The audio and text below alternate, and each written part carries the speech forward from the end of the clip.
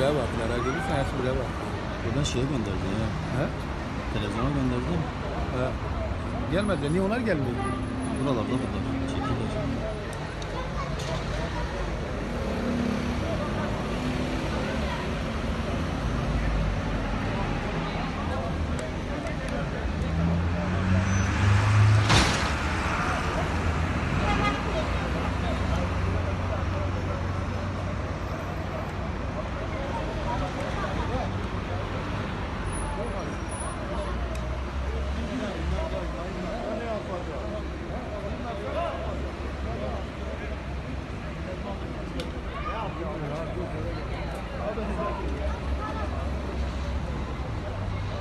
Buraya nasıl çıkmış?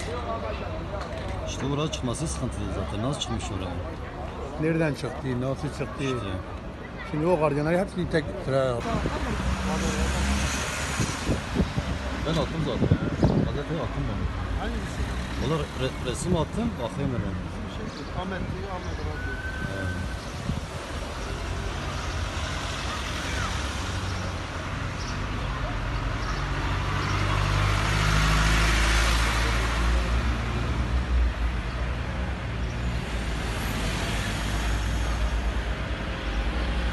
Valla adam ikna olmuyor.